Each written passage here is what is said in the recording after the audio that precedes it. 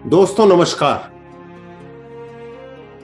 आजादी की 75वीं वर्षगांठ पर स्वर कथा चैनल आपको बहुत बहुत नमस्कार करता है और बहुत बहुत बधाई देता है। मित्रों, आजादी की लड़ाई में जिन रणबांकुरों ने शहीद होकर विजय दिलाई, उनमें से कुछ ऐसे भी हैं जो अभी भी गुमनाम हैं, इतिहास के पन्ने में कहीं खो गए। आइए खोजते हैं उन भूले बिसरे इतिहास के पन्नों से और विश्वास दिलाते हैं कि हम उन्हें भूले नहीं हैं, वे हमारे दिल में रहते हैं। उन्हीं की खातिर हम आज आजादी की सांस ले रहे हैं। दोस्तों, आरंभ करते हैं इस कथा को। अमर वे हो गए जो मरे आजादी के रण में, अमर वे हो गए जो मरे आजादी के रण में, विजय का ताज पहना है जिन्होंने मृत्यु के क्षण में। स्वतंत्रता दिवस पर विजय हमको मनाना है, विजय का राग मेरे साथियों तुमको बताना है। जी हाँ, कनकलता बरुआ। ये गाता है 22 दिसंबर सन 1924 को असम में पैदा हुई एक वीरांगना कनकलता बरुआ की, जिसने माँ बाप का लाड प्यार भी ना देखा था। 5 साल की थी कनकलता, माँ चल बसी, पिता ने दूसरी शादी की। 13 साल की थी तो पिता भी गुजर गए। कुछ ही दिनों के बाद सौतेली माँ भी चली गई। अब रह गई थी निपट अकेली कनकलता। नानी ने उनको संभाला। 20 सितंबर सन 1942 का दिन था। आजादी के मतवालों ने फैसला किया कि गहपुर थाने पर तिरंगा फहराना है और चल पड़े तिरंगा हाथों में लिए। उस जुलूस की अगली पंक्ति में चल रही थी कनकलता बरुआ। तिरंगा शान से हाथों में लिए, गर्व से सिर उठाए। केवल 17 वर्ष की आयु थी उसकी। नेताओं ने सोचा कहीं ये लड़की डर कर लौट ना जाए। उनकी कानाफूसी से कनकलता सब समझ गई और मन ही मन एक निश्चय कर डाला। थाने तक पहुंचते पहुंचते भीड़ मतवाली हो गई और सबको जल्दी थी झंडा फहराने की। थानेदार कहने लगा, आगे मत बढ़ना, गोली चल जाएगी। कनकलता ने उससे कहा, हम आपसे लड़ने नहीं आए हैं, केवल झंडा फहराने आए हैं। थानेदार फिर चिल्लाया कि अब 1 इंच भी आगे मत बढ़ना, लेकिन उसको सुनने वाला कौन था? सबसे आगे कनकलता चल दी। सिपाही ने गोली चला दी, कनकलता का सीना बींध दिया। कहते हैं कि जिस सिपाही ने कनकलता पर गोली चलाई थी, वे पछतावे से मर गया कि अपने ही देश के 17 साल की क्रांतिकारी को मैंने मार दिया। वो इतना ज्यादा परेशान हो गया कि उसने कुएं में कूदकर अपनी जान दे दी। शत शत प्रणाम है ऐसी वीरांगना कनकलता।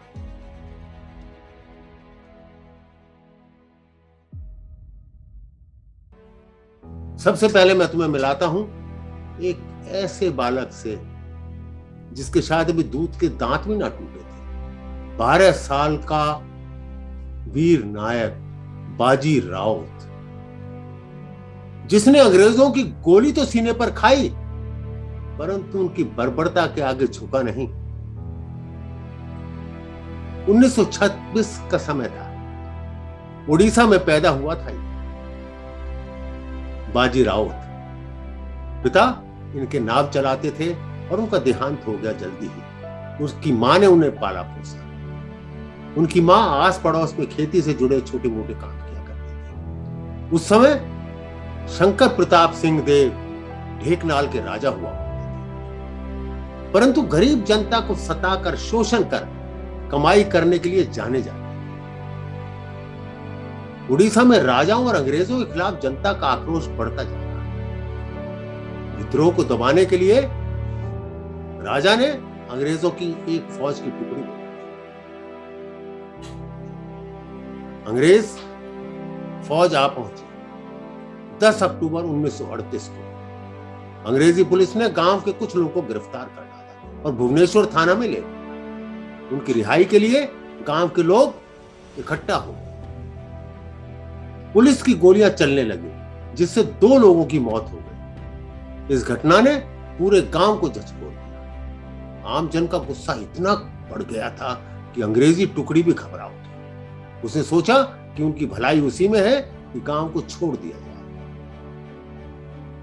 और उन्होंने योजना बनाई कि ब्राह्मणी नदी के नीलकंठ घाट से होते हुए जल्दी इस स्थान से पार हो जाए, परंतु क्रांतिकारी भी तैयार थे।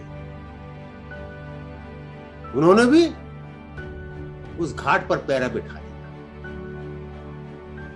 बाजी राउत भी वहां की वानर सेना का एक मुख्य सदस्य था और उस रात बाजी राउत की ड्यूटी लगी पहरा देने की। उसको कहा गया कि जैसे ही अंग्रेज पुलिस आई वो बहुत शोर मचा दिया। अंग्रेज पुलिस पहुंची, बाजी से कहा हमें जल्दी से नाव से उस ओर पहुंचा दो। बाजी राउत ने बड़ी नम्रता से इनकार कर दिया। एक अंग्रेज पुलिस वाला बोला कि तुम जानते नहीं हो हम कौन हैं, जल्दी करो तुम। बाजी राउत ने फिर से इनकार कर दिया और शोर मचाना शुरू कर दिया। गुस्से में एक अंग्रेजी पुलिस ने बाजी के सिर पर बंदूक से वार कर दिया। खून से लथपथ बाजी वहीं गिर गया, परंतु झुका नहीं, अड़ा रहा तब भी वो। इतने में दूसरे पुलिस वाले ने उन पर बंदूक से एक और वार किया।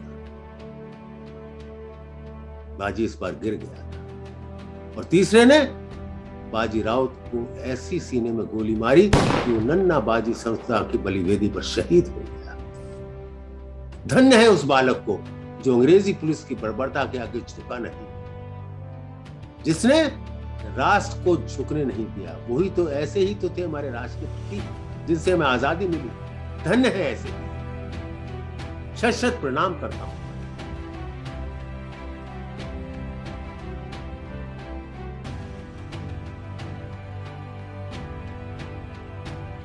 आइए, झलकारी बाई जो एक वीरांगना रही, 22 नवंबर 1830 को झांसी के पास भोजला गांव में एक निर्धन कोली परिवार में जन्म हुआ था झलकारी बाई।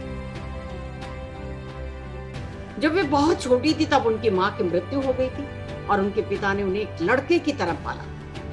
उन्हें घुड़सवारी और हथियारों का प्रयोग करने में प्रशिक्षित भी किया गया। एक बार जंगल में उनकी मुठभेड़ एक तेंदुए से हो गई और झलकारी ने अपनी कुल्हाड़ी निकाली और उस तेंदुए को मार डाला। उसकी इस बहादुरी से खुश होकर गांव वालों ने उसका विवाह रानी लक्ष्मीबाई की सेना के एक सैनिक पूरन कोरी से करवा दिया। पूरन भी बहुत बहादुर था।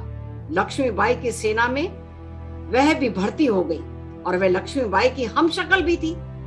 झांसी की रानी के साथ अद्भुत वीरता से लड़ते हुए ब्रिटिश सरकार ने कई हमलों को विफल किया। सेना नायक दुले राव ने विश्वासघात के कारण रानी लक्ष्मीबाई चारों ओर से ब्रिटिश सेना से घिर गई। उसी क्षण झलकारी बाई आ पहुंची रानी लक्ष्मीबाई के भेष में और बोली, रानी आप यहां से चले जाइए। मैं वचन देती हूं कि जब तक आप झांसी से दूर नहीं निकल जाती तब तक मैं अंग्रेजी सेना को आपकी अनुपस्थिति का पता भी ना लगने दूंगी। और वह यह कहकर वह रानी के वेश में युद्ध करती रही और जब उसे विश्वास हो गया रानी अब सुरक्षित निकल चुकी होगी, जिसके बाद वह किले के बाहर निकल ब्रिटिश जनरल ह्यूग रोज के शिविर में जा पहुंची उससे मिलने। और ब्रिटिश शिविर में पहुंचने पर उसने चिल्लाकर कहा कि वो जनरल ह्यूग रोज से मिलना चाहती हैं। रोज और उसके सैनिक प्रसन्न थे क्योंकि न केवल उन्होंने झांसी पर कब्जा कर लिया बल्कि जीवित रानी भी उनके कब्जे में आ गई। जनरल ह्यूग रोज जो उसे रानी समझ रहा था ने झलकारी बाई से पूछा कि उसके साथ क्या किया जाना चाहिए। तो उसने बड़ी दृढ़ता से कहा, मुझे फांसी दो। झलकारी के इस उत्तर से जनरल ह्यूग रोज दंग रह गया और उसने कहा कि यदि भारत की 1% महिलाएं भी उसके जैसी हो जाएं, तो ब्रिटिशों को जल्दी ही भारत छोड़ना पड़ेगा। ऐसी थी हमारी झलकारी बाई वीरांगना।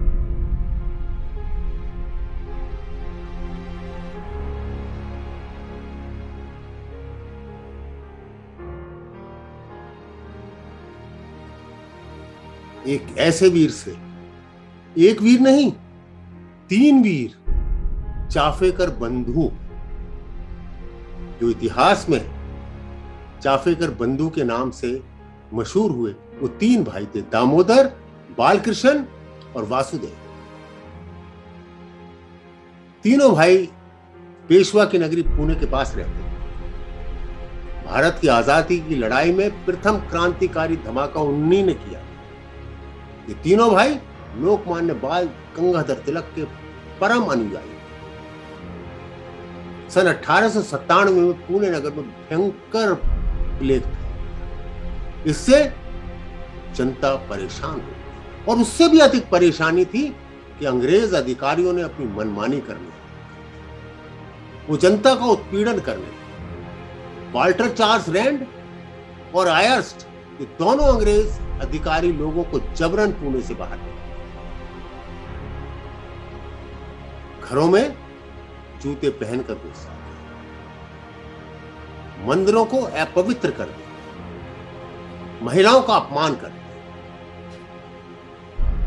तीनों भाइयों का दिल धड़क रहा था उससे, और उन्होंने तभी संकल्प किया कि इन दोनों अंग्रेज अधिकारियों को हम छोड़ेंगे नहीं।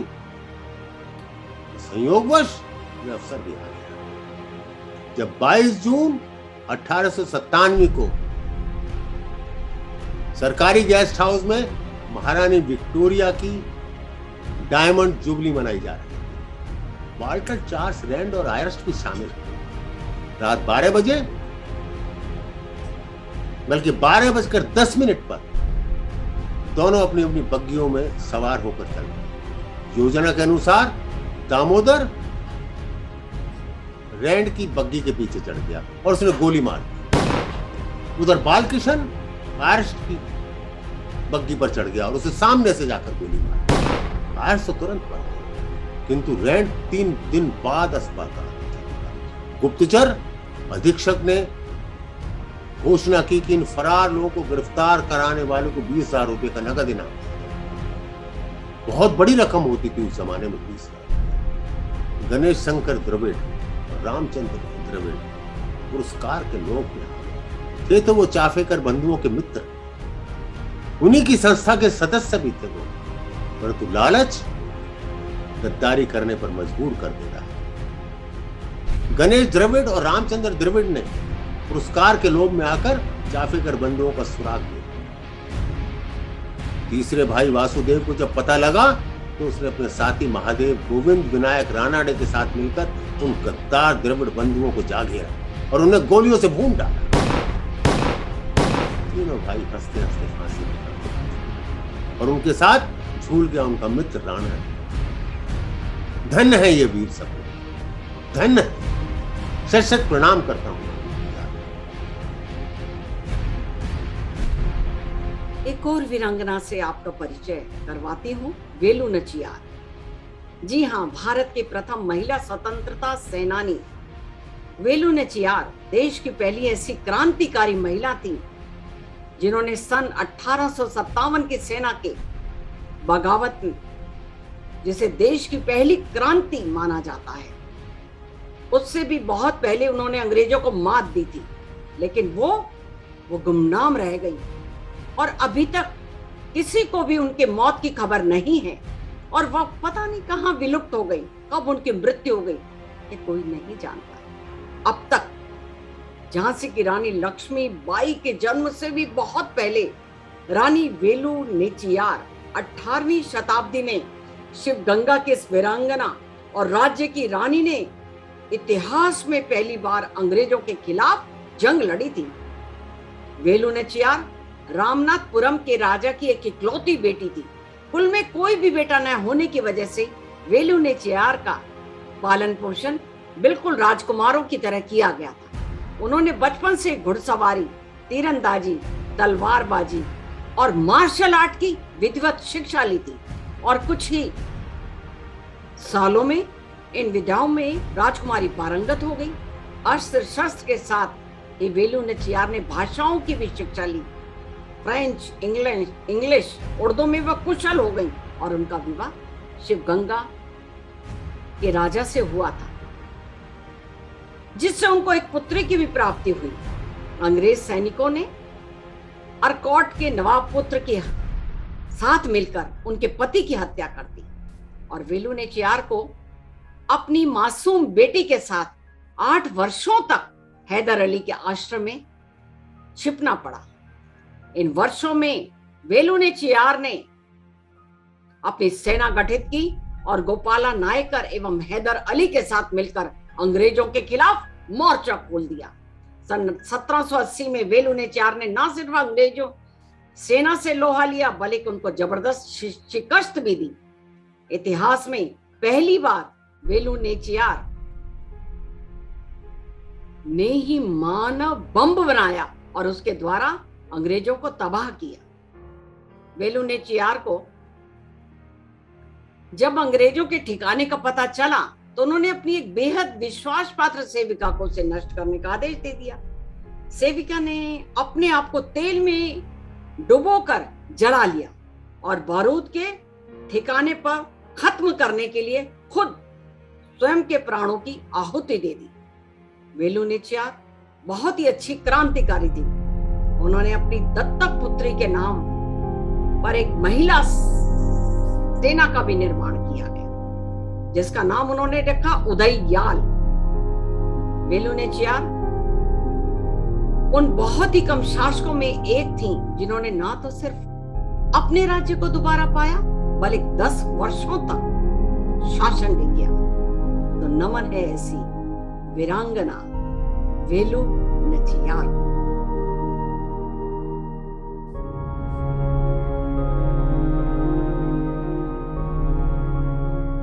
एक और ऐसे साथी से मिलवाता हूं, क्रांतिकारियों के साथी से, जिसको अधिकतर लोग नहीं जानते। वो थे भाई बाल मुकंद। 1898 में झेलम जिले के गांव करियाला में, जो स्थान अब पाकिस्तान में है, एक सिख परिवार में उनका जन्म हुआ। ग्रेजुएशन करने के बाद उन्होंने शिक्षण का व्यवसाय आरंभ कर दिया, परंतु राष्ट्रीय आंदोलन उनको प्रेरित कर रहा था। वो प्रबल राष्ट्रवादी बन गया।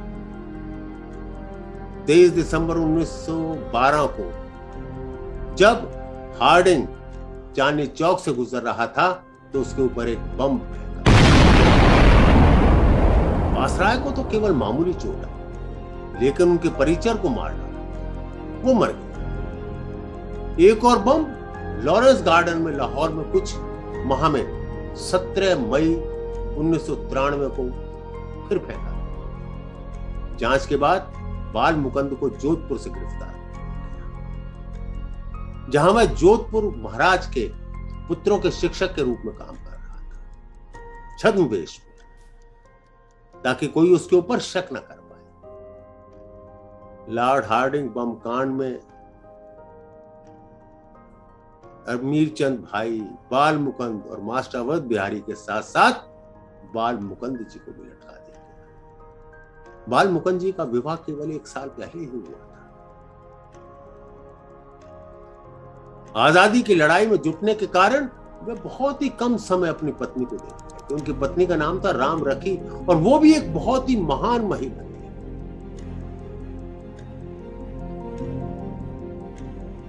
वो अंग्रेज अधिकारियों के पास गई और बोली कि बाल मुकंद जी का शव उन्हें सौंप दिया जाए। अंग्रेज हुकूमत ने वो शव देने से मना कर दिया।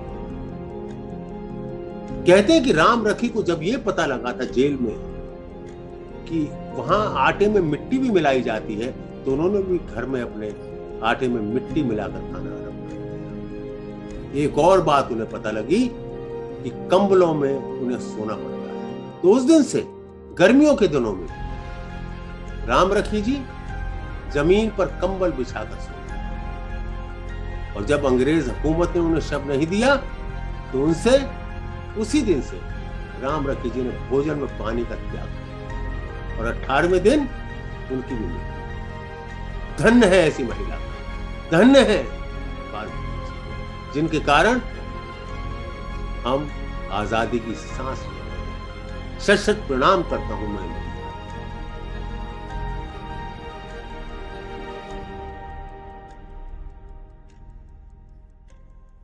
एक और वीरांगना जिसका परिचय आपको करवाते हैं, मातंगिनी हाजरा।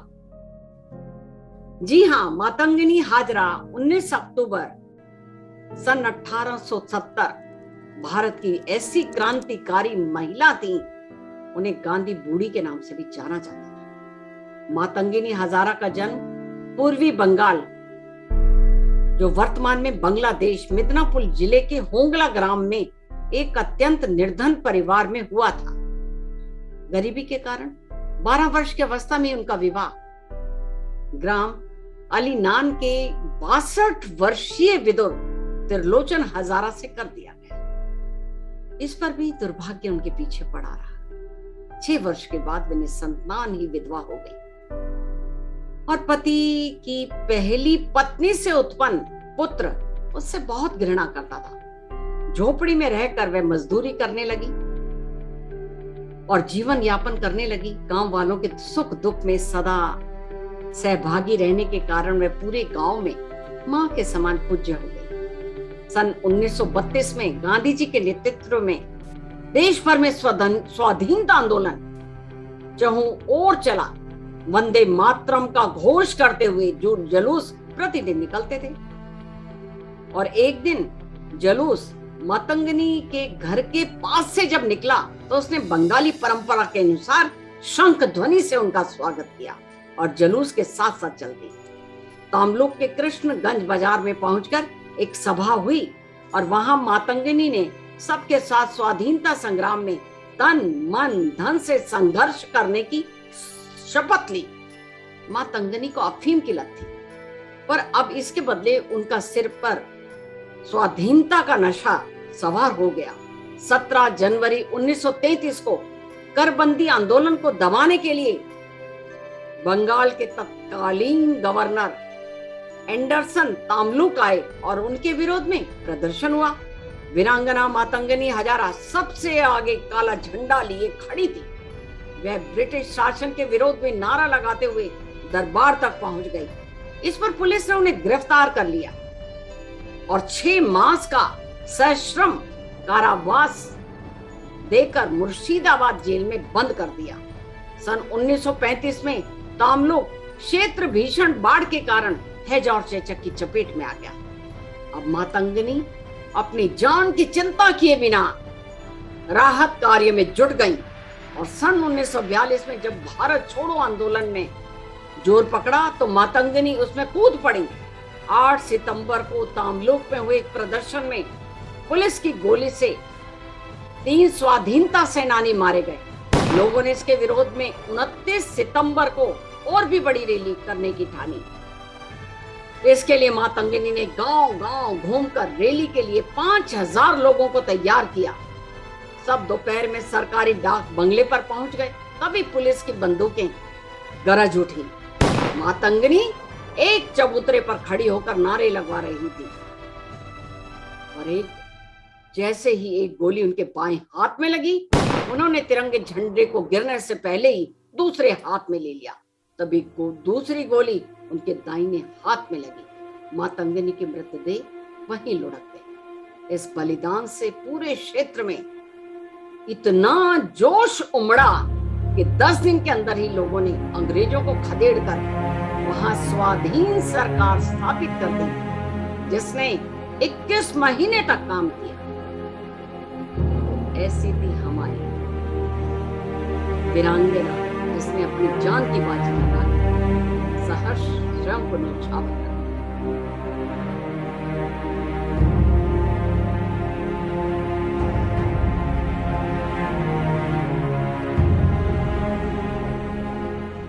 देश की आजादी के एक बहुत बड़े क्रांतिकारी थे अल्लूरी सीताराम राजू।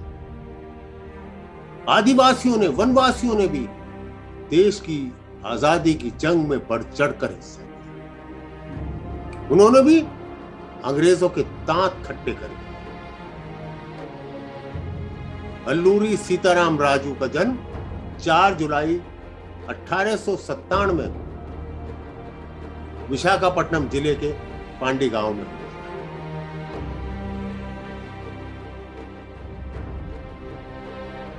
बचपन से ही उनके अंदर अंग्रेजों के प्रति एक नफरत। उनके पिता ने उनको सिखाया था कि अंग्रेज हम पर केवल राज करने आए, और उन्हीं के कारण हमारा जो देश है वो गुलामी की जंजीरों में जकड़ा हुआ है, उसको लूट कर खा रहे हैं ये।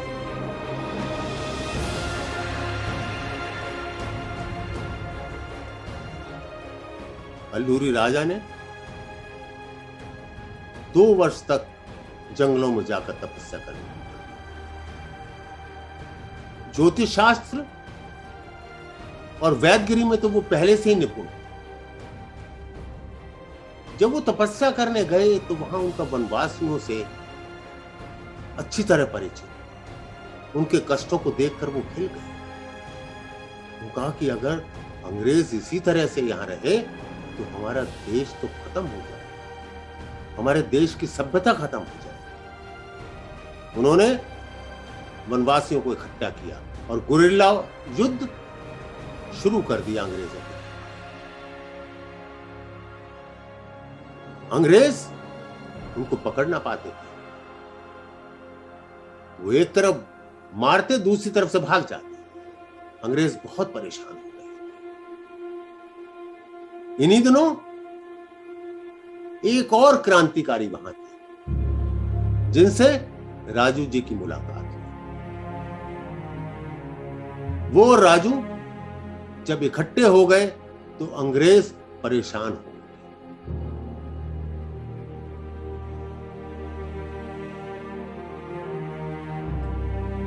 उस साथी का नाम था बीरो या दौरा।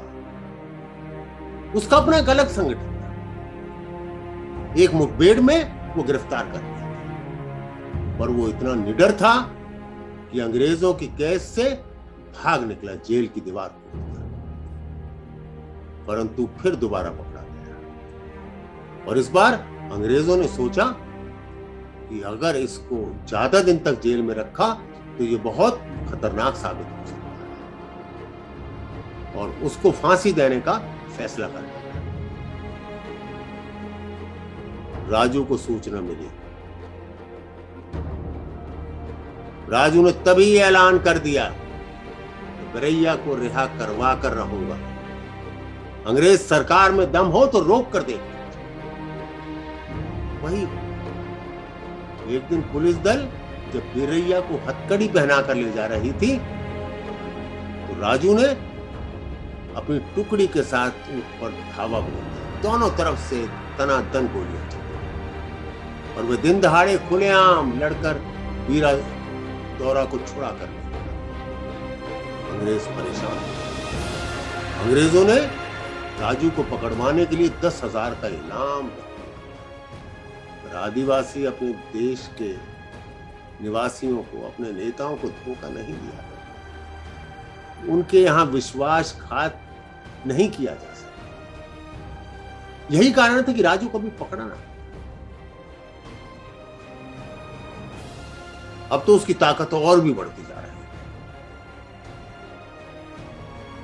हर राज्य की पुलिस उसके पीछे, और उसने आंध्र क्षेत्र के सैकड़ों नौजवानों में क्रांति की अलग जगह दी। उसका संगठन बहुत बड़ा हो चुका था। उसने उत्तराखंड के क्रांतिकारियों से संपर्क किया। यही नहीं, गदर पार्टी के नेता बाबा पृथ्वी सिंह से भी उसके संपर्क।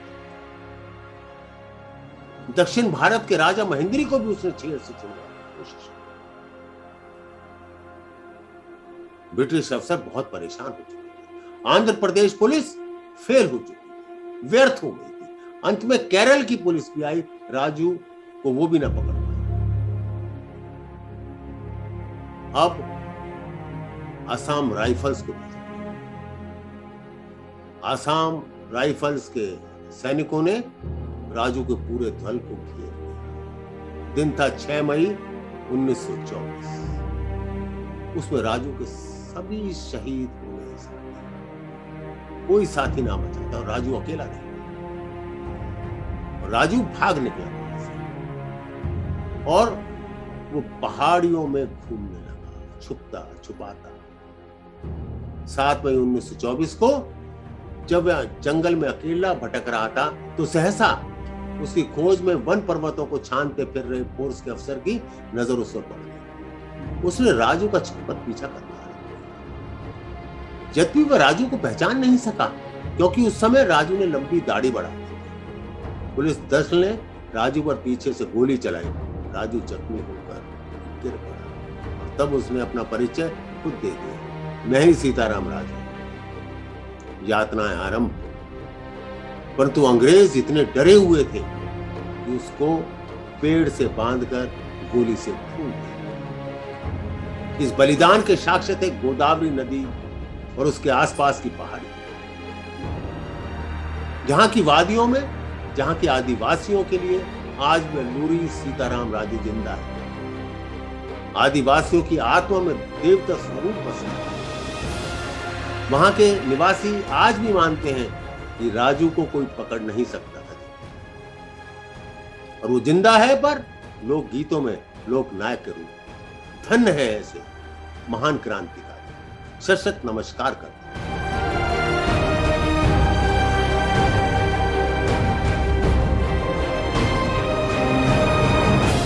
जी हाँ, बात करते हैं एक और वीरांगना की, भोगेश्वरी देवी फुंकन। एक ऐसी वीरांगना जिनका जन्म 1872, भारत की एक ऐसी क्रांतिकारी महिला थी जिन्होंने 1942 ईस्वी के भारत छोड़ो आंदोलन के समय 70 वर्ष की वृद्धावस्था में असम में नौगांव के जिले बेहरामपुर कस्बे में अंग्रेजों के विरुद्ध विद्रोह का नेतृत्व किया। उन्होंने कस्बे की महिलाओं का एक संगठन बनाया, उनके घर की चार दीवारी से बाहर आकर आंदोलन में शामिल होने के लिए उन्हें प्रोत्साहित किया, और इनके नेतृत्व में विद्रोहियों ने अंग्रेजों द्वारा सील किए गए कांग्रेस कार्यालय पर अपना अधिकार कर लिया। 13 सितंबर को विजयादशमी के दिन समारोह में एकत्रित भीड़ पर पुलिस दल ने अचानक आकर लाठियां बरसानी शुरू कर दी। यह समाचार सुनते ही कस्बे की महिलाओं का नेतृत्व करती हुई भागेश्वरी देवी तिरंगा हाथ में लेकर अंग्रेजों के सामने जा पहुंचे। अंग्रेज कप्तान फिंस ने उग्र होती भीड़ को देखकर गोली चलाने का आदेश दिया। भागेश्वरी देवी ने झपटकर झंडे के डंडे से फिंस पर हमला कर दिया, और घायल फिंस ने भागेश्वरी देवी को गोलियों से छलनी कर दिया, और वह महान वीरांगना 1942 में वीर गति को प्राप्त। हम हिंद की हैं नारियां, हम हिंद की हैं नारियां, जलती चिंगारियां, समझे ना कोई हमें फूलों की क्यारियां, समझे ना कोई हमें फूलों की क्यारियां। तो ये थी हमारे देश की सच्ची सामर्थ वीरांगनाएं। सशस्त्र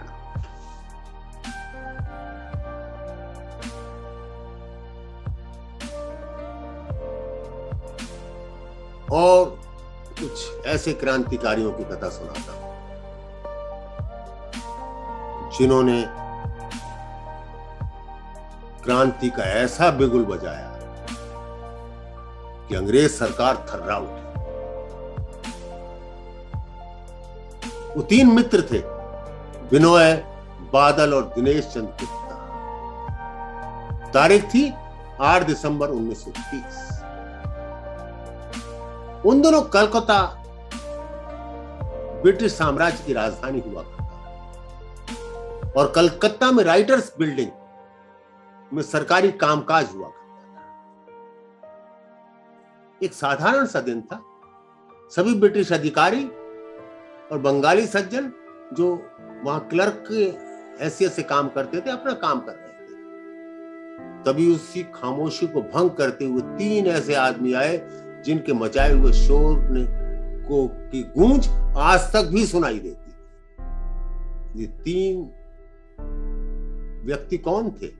बिनोय, बादल और दिनेश चंद, जिन्होंने क्रांतिकारी गतिविधियों से प्रभावित होकर अंग्रेजों के जुल्म के खिलाफ अभियान को अपने हाथों में लेने का फैसला किया।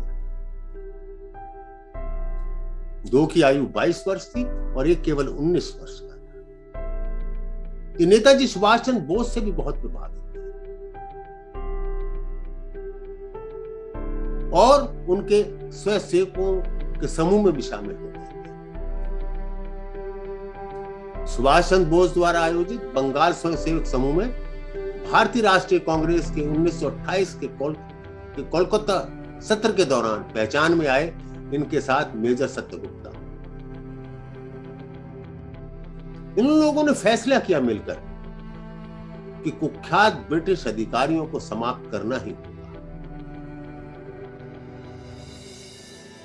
दिनेश गुप्ता ने मिदनापुर में स्थानीय क्रांतिकारियों को बंदूक चलाने का प्रशिक्षण दिया और सन 1930 में शुरू हुआ ऑपरेशन फ्रीडम, जिसके तहत विभिन्न बंगाली जेलों में पुलिस दमन के खिलाफ विरोध शुरू किया। अगस्त 1930 में इस समूह ने पुलिस महानिरीक्षक लोमन को मारने की योजना बनाई और इन्हें बिनोय ने ढाका में जाकर गोली भी मार दी, जिसके बाद वो भागकर कोलकाता आए और तीनों मित्र बिनोय, बादल व दिनेश इकट्ठे हो गए। अब इनका अगला निशाना था एन सिम्पसन।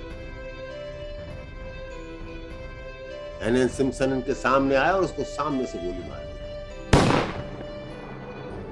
और फिर लगातार गोली चलाते हुए राइटर्स क्लब में यूरोपियन पोशाक में पहने थे। इन्हें अचानक तो कोई पहचान भी ना पाया। जल्दी पुलिस ने इन्हें घेर लिया। फिर भी इन तीन युवा क्रांतिकारियों और पुलिस के बीच गोलाबारी शुरू हो गई, जिसके दौरान टिबनाइन, प्रेंटिस और नेल्सन जैसे ब्रिटिश अधिकारियों को इन्होंने बुरी तरह घायल, परंतु अंत में ये पकड़े गए। परंतु इन्होंने आत्मसमर्पण करने से इनकार। बादल गुप्ता ने तो तुरंत पोटाशियम साइनाइड निकाल दिया, जबकि बिनोय और दिनेश ने खुद को अपनी बंदूक से गोली मारी। बिनोय ने 13 दिसंबर 1930 को अस्पताल में अपनी आखिरी सांस ली और इन तीन बहादुरों में से केवल दिनेश बच गए, परंतु उनको भी गिरफ्तार दोबारा कर लिया और हत्या का दोषी करार देते हुए 7 जुलाई 1931 को दिनेश को फांसी दे दी गई। केवल 19 वर्ष का ही बालक था। 8 दिसंबर 1930 की उस घटना के बाद ये तीनों युवा अमर हो गए। धन्य है ऐसे युवा जिसके कारण हम आज आजादी की सांस लेते। हम कैसे भूल सकते हैं इनका एहसान? हम कभी भूल पाएंगे? हम इनके ऋण को कभी चुका पाएंगे? इनके ऋण से उपकरण हम कभी नहीं हो सकते। बस हम केवल अपने श्रद्धा के सुमन चढ़ा सकते हैं। मित्रों,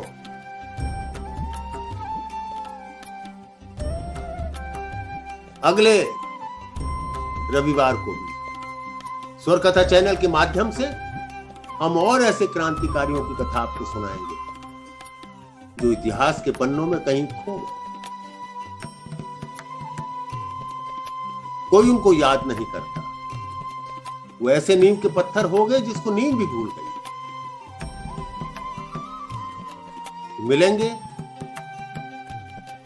अगले रविवार को इसी समय और ऐसे क्रांतिकारियों को कथा लेकर जिनको सुनकर आप सोचने पर मजबूर हो जाएंगे कि हमने आजाद भारत में उनके लिए क्या किया। क्या हम उनको सच्ची श्रद्धांजलि भी दे पाए? क्या हम उनकी आकांक्षाओं पर कहीं भी खरे उतर पाए? तो प्रतीक्षा कीजिए अगले रविवार तक। तब तक के लिए नमस्कार। और मेरे एक आपसे जरूर विनती है, इतने दिनों मनन कीजिए, ढूंढिए ऐसे क्रांतिकारियों की कथाएं जो गुमनामी के अंधेरे में चली, वरना आने वाली सदियां हमें माफ नहीं करेंगी।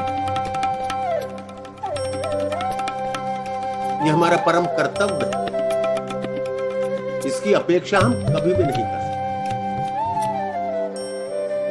हाँ, स्वर कथा में चैनल आपके लिए हमेशा हाजिर रहेगा, नई नई चीजें लेकर, नई नई कथाएं लेकर, भारतीय परंपराओं से जुड़ी और भारतीय साहसिक इतिहास से जुड़ी। नमस्कार।